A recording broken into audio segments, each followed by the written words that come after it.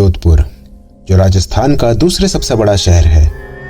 अगर आप घूमने के शौकीन हैं तो जोधपुर एक अच्छा पर्यटन स्थल भी है। पर 18 दिसंबर 2012 के दिन जोधपुर में हुई एक ऐसी घटना जिससे जुड़े सवालों के जवाब आज भी नहीं मिले हैं। नमस्कार, मैं सम्राट आप सभी का स्वागत करता हूं मॉर्टल मिस्ट्रीज पे।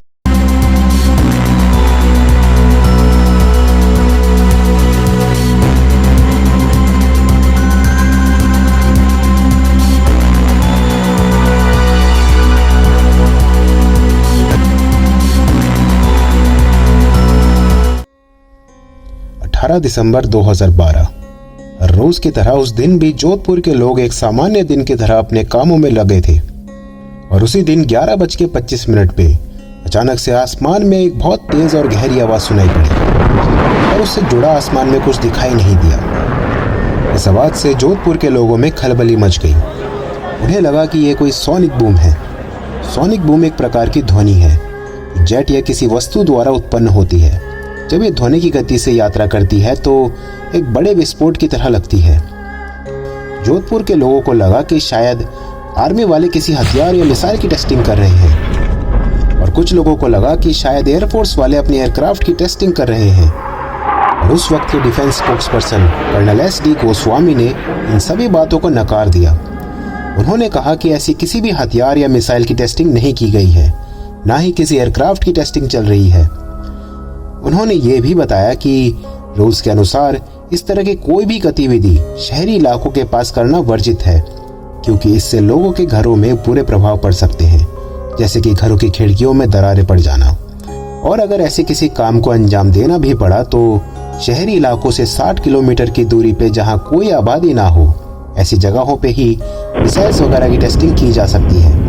वो ध्वनि इतनी तेज थी कि कुछ लोगों ने सोचा कि शायद पृथ्वी समाप्त हो रही है, क्योंकि उस वक्त माया कैलेंडर ने भविष्यवाणी की थी कि पृथ्वी 2012 में पूरी तरह से खत्म हो जाएगी। और लोगों को लगा कि शायद इसकी शुरुआत हो चुकी है।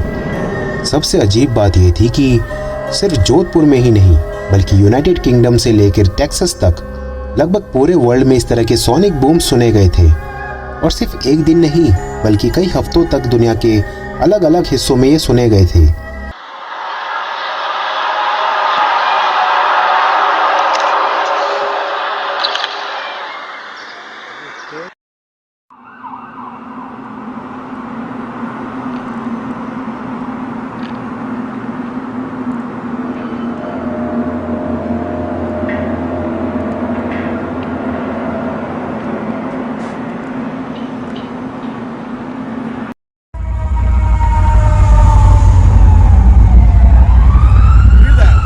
Feel that?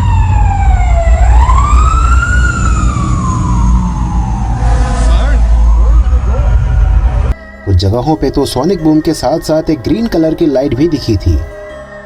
कहां से आ रही थी ये आवाजें? क्या पूरी दुनिया के अलग अलग हिस्सों में सुनी गई ये आवाजें एक दूसरे से कनेक्टेड थी, या किसी एलियन के आने का आगाज हुआ था? आज तक इन सवालों का जवाब नहीं मिला, और शायद एक दिन मिल जाए। ये थी आज की कहानी। अच्छा लगा हो तो लाइक कर दो, कोई ख्याल या सवाल आया हो तो कमेंट करो, और इस तरह की मिस्ट्री से जुड़ी कहानियां सुनते रहने के लिए हमारे चैनल मॉर्टल मिस्ट्रीज को सब्सक्राइब करो। मिलूंगा आपसे मैं अगली कहानी के साथ, तब तक के लिए पीस आउट।